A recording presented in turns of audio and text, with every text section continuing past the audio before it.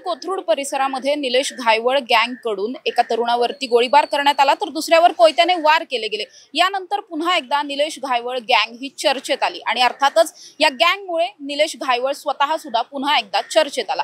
मात्र खरं तर निलेश घायवळ हा गँगस्टर म्हणून इथपर्यंतचा येण्याचा जो काही प्रवास होता हा प्रवास खरं तर खूप मोठा होता।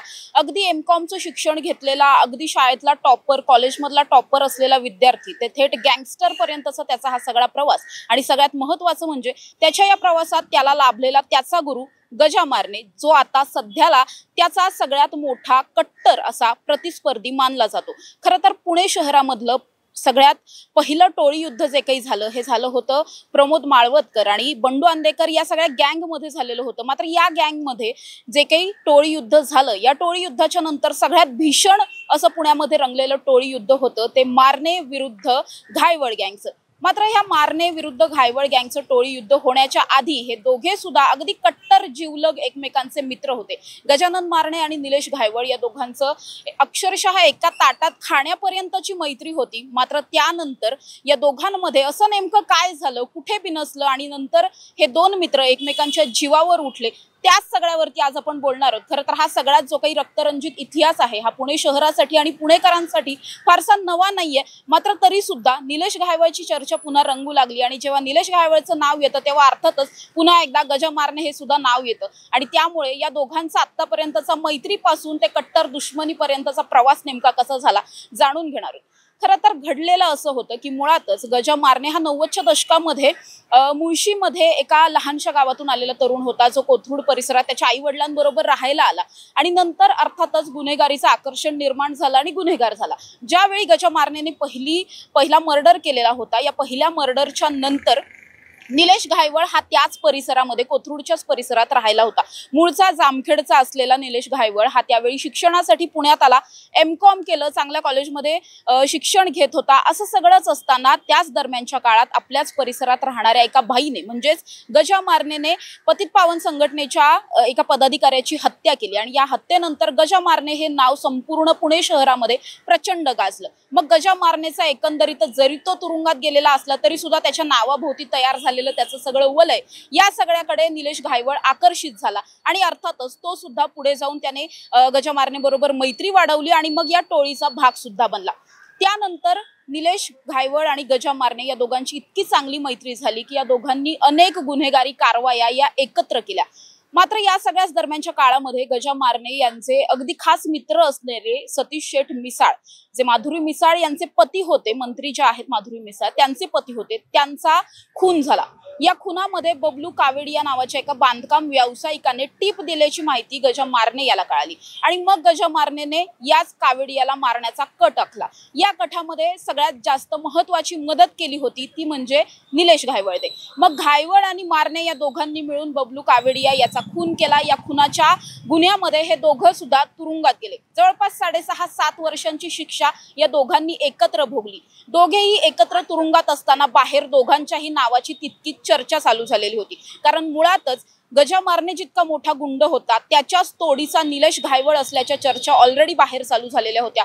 तोपर्यंत गजा मारणे गँगचे आर्थिक व्यवहार असतील किंवा इतर सर्व व्यवहार, अक्षरशः मुलांना हत्यारं पुरवण्यापर्यंतचे सगळे व्यवहार जे आहेत ते स्वतः निलेश घायवळ पाहत होता। त्यामुळे निलेश घायवळला सुद्धा गुन्हेगारीतलं सगळं काही तोपर्यंत समजलेलं होतं, सगळे धडे त्याने मारणे गँगच्या माध्यमातून गिरवलेले होते आणि ज्यावेळी हे दोघे सुद्धा तुरुंगात होते तोपर्यंत सगळं काही ठीक होतं। मात्र तोपर्यंत बाहेर दोघांचे सुद्धा वेगवेगळे समर्थक तयार झालेले होते आणि मुळातच जेव्हा एखादा कुणीतरी मोठा व्यक्ती असतो आणि मग त्याचा कुणीतरी राईट हँड वगैरे असतो, मग त्याचे स्वतःचे समर्थक तयार होतात आणि अर्थातच तिथे मग वर्चस्ववादाची लढाई सुरू होते। तशाच पद्धतीची लढाई हे दोघे जेव्हा तुरुंगातून सुटून बाहेर आले त्यावेळी सुरू झाली। या दोघांमध्ये सुद्धा आर्थिक वाद असतील किंवा तुझ्याकडे जास्त गुंड आहेत का माझ्याकडे जास्त गुंड आहेत, तुला समर्थक जास्त की मला समर्थक जास्त, असे सगळे वाद व्हायला चालू झाले आणि याच वादातून मग निलेश घायवळने या टोळीपासून वेगळं होण्याचा निर्णय घेतला।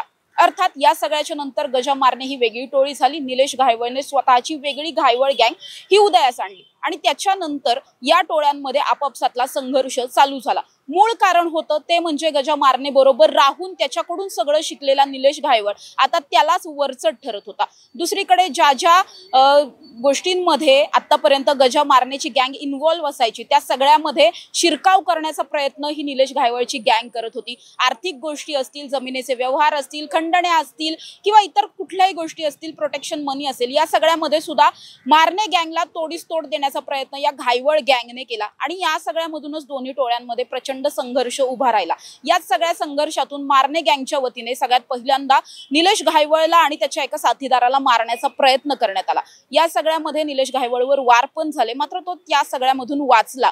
सुखरूप वाचल्याच्या नंतर मग बदला म्हणून सचिन कुडले नावाच्या एका गुंडाचा पुण्यातल्या दत्तवाडी परिसरामध्ये अक्षरशः रस्त्यावरून पळत पळत खून केला या घायवळ गँगने। घायवळ गँगचे सदस्य अक्षरशः त्याच्या मागे हत्यारे घेऊन पळत होते। संपूर्ण दत्तवाडीने हा सगळा जो खुनाचा रक्तरंजित खुनाचा जो काही प्रकार घडला, हा संपूर्ण प्रकार या संपूर्ण दत्तवाडीतल्या नागरिकांनी पाहिला। दांडेकर पूल परिसर असेल, पानमाळा परिसर असेल, प्रचंड त्या सगळ्याच्या नंतर दहशत निर्माण झालेली होती। हा खून जेव्हा झाला, या खुनाच्या नंतर लगेचच मग मारणे टोळीने सुद्धा इकडे पप्पू गावडे जो निलेश घायवळचा अगदी जवळचा सहकारी, राईट हँड असल्यासारखा होता, त्याचा खून केला आणि त्यानंतर मग या दोन टोळ्यांमध्ये आपापसातलं वैर निर्माण झालं आणि अर्थातच दोघांकडूनही प्रत्येकच वेळी एकमेकांवर हल्ले करणे, एकमेकांच्या खुनाचे कट रचणे वगैरे अशा सगळ्याच प्रकारचे हे सगळेच कारनामे या दोन्ही टोळ्यांनी केलेले पाहायला मिळाले। या सगळ्याच्या नंतर सुद्धा गजा मारणे हा सुद्धा अनेकदा जेलमध्ये जाऊन आला, त्याच्यावरती मकोक्याची कारवाई झाली। पुढे निलेश घायवळ सुद्धा अनेकदा जेलमध्ये गेला, त्याच्यावरती सुद्धा मकोक्याची कारवाई झाली। मात्र त्यानंतर या दोन टोळ्यांमधलं जे वैर होतं ते जवळपास 1-1.5 दशक पुणे शहराने अनुभवलं, रक्तरंजित इतिहास अनुभवला। मात्र गेल्या काही वर्षांमध्ये जर आपण पाहिलं तर पुन्हा एकदा या दोन्ही टोळ्या आता शांत झालेल्या पाहायला मिळतात। या दोन्ही टोळ्यांमध्ये आपापसातलं वैर कुठेतरी कमी झाल्याचं दिसून येत आहे। अर्थात हे सगळं पुणे शहरातल्या सर्वसामान्य नागरिकांसाठी आणि पुणे पोलिसांसाठी खूप चांगली गोष्ट आहे की या टोळ्या आता कुठेतरी शांत झाल्यात आणि या टोळ्या ज्या एकमेकांना दुश्मन समजून, प्रतिस्पर्धी समजून जे काही एकमेकांविरुद्ध कट रचत होत्या, हे सगळे कट आता गेल्या काही वर्षांमध्ये तशा पद्धतीने कमी झालेले पाहायला मिळतात। दुसरीकडे स्वतः निलेश घायवळ असेल किंवा गजा मारणे असेल, या दोघांनी सुद्धा आता स्वतः एखाद्या गुन्ह्यामध्ये इन्क्लूड होण्याऐवजी मुलांकडून गुन्हे करून घ्यायचा आणि स्वतः सेफ राहण्याची एक भूमिका बजावलेली पाहायला मिळते। त्यामुळे गेल्या काही वर्षात तसे प्रत्यक्षात यांनी काहीतरी केले आणि मग त्यांच्यावरती गुन्हे दाखल झालेत अशा पद्धतीचं काही घडलेलं नाहीये। दोघे सुद्धा आता कुठेतरी राजकारणाची ओढ लागल्याचं दिसून येत आहे। म्हणजे अगदीच गजा मारणे असेल किंवा निलेश घायवळ असेल, विविध राजकीय नेत्यांमध्ये उठबस चालू आहे, विविध राजकीय नेत्यांशी गाठी भेटी होतात, फोटो व्हायरल होतात।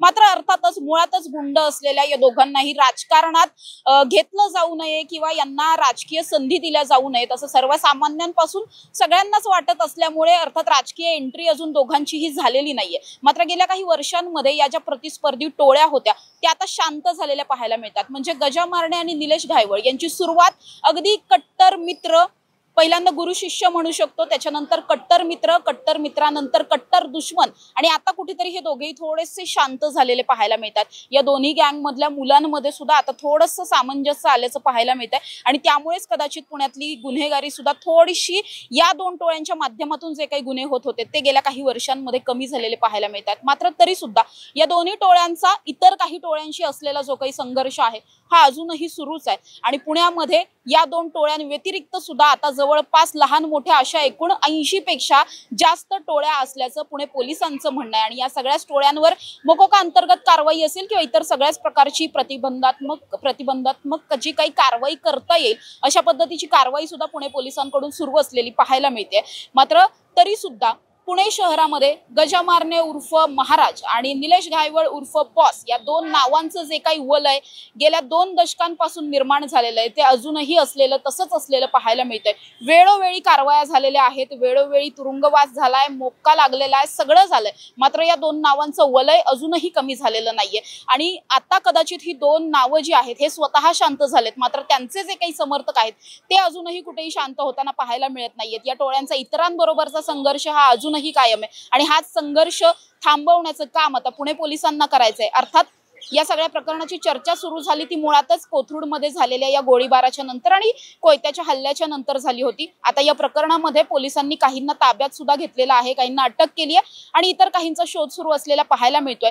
त्याचबरोबर भविष्यात सुद्धा टोळ्यांकडून अशा पद्धतीने जर सर्वसामान्यांना किंवा एकमेकांना प्रतिस्पर्धी टोळ्यांमध्ये जर अशा पद्धतीचा संघर्ष करून गुन्हेगारी वाढणार असेल तर त्या सगळ्याच टोळ्यांवरती प्रतिबंधात्मक आणि कडक कारवाई करण्याच्या भूमिकेतच पुणे पोलीस असल्याचं पुणे पोलिसांनी सुद्धा सांगितलं। त्यामुळे टोळी युद्ध थांबवण्यासाठी पुणे पोलीस आता नेमकं काय काय करतात आणि एकेकाळी कट्टर विरोधक असलेल्या या दोन्ही टोळ्या भविष्यात मात्र पुन्हा एकदा एकत्र येतात का वगैरे, हे सगळंच खरं तर खूप फिल्मी असणार आहे। मात्र तसं काही होतंय का हे पाहणं सुद्धा महत्त्वाचं असणार आहे। कॅमेरा पर्सन निलेशसह समृद्धी जाधव, टॉप न्यूज मराठी, पुणे।